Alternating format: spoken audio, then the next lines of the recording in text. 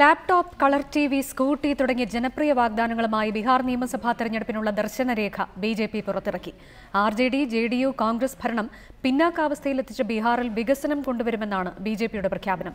അമിത്ഷാ നരഭോജിയാണെന്ന് പറയുന്ന ലാലു പ്രസാദ് യാദവ് സമർബതി എക്സ്പ്രസിന് തീവച്ചവരെ സംരക്ഷിക്കാൻ വ്യാജ റിപ്പോർട്ട് ചമച്ചയാളാണെന്ന് അരുൺ ജെയ്റ്റ്ലി പറഞ്ഞു. ബീഹാറിലെ NDA സഖ്യത്തിനായി സംയുക്ത പ്രചരണ പത്രിക വേണ്ടെന്ന് വെച്ചാണ് ബിജെപി സ്വന്തം നിലയ്ക്ക് ദർശനരേഖ പുറത്തിറക്കിയത്.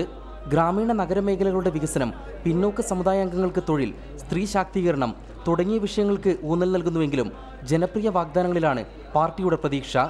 മെട്രിക്കും ഇന്ററും പാസ്സാകുന്ന 5000 പെൺകുട്ടികൾക്ക് സ്കൂട്ടി വിതരണം ചെയ്യും. പഠനത്തിൽ മികവ് പുലർത്തുന്ന 50,000 കുട്ടികൾക്ക് ലാപ്ടോപ്പ്, ദളിത് മഹാദളിത് കുടുംബങ്ങൾക്ക് കളർ ടിവി, പിന്നോക്ക കുടുംബങ്ങൾക്ക് എല്ലാ വർഷവും മുണ്ടും സാരിയും, യുവാക്കൾക്ക് തൊഴിൽ നൽകുന്നതിനായി തൊഴിൽ മേളകൾ സംഘടിപ്പിക്കും. എല്ലാ ഗ്രാമങ്ങളിലും റോഡ് തുടങ്ങിയവയാണ് പ്രധാന വാഗ്ദാനങ്ങൾ. മധ്യപ്രദേശിനെ BJP സർക്കാർ വികസനത്തിലേക്ക് നയിച്ചപ്പോൾ 68 വർഷത്തെ RJD, കോൺഗ്രസ്, JDU ഭരണം ബീഹാറിനെ പിന്നോക്കാവസ്ഥയിലേക്ക് എത്തിച്ചതായി രേഖ പ്രകാശനം ചെയ്ത് അരുൺ ജെയ്റ്റ്ലി പറഞ്ഞു.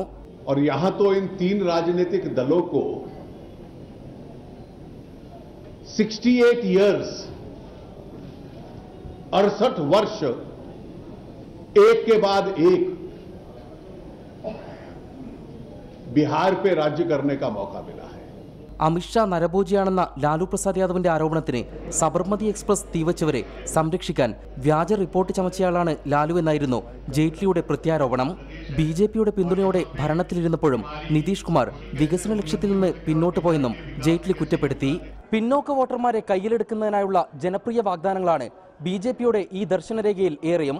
സമാനമായ രീതിയിൽ തന്നെയാകും മഹാഗഡ്ബന്ധന്റെ വാഗ്ദാനങ്ങളും. പട്നയിൽ നിന്നും ക്യാമറാമാൻ ഫൈസൽ നിൽക്കുന്നതോടൊപ്പം M. ഉണ്ണികൃഷ്ണൻ, റിപ്പോർട്ടർ.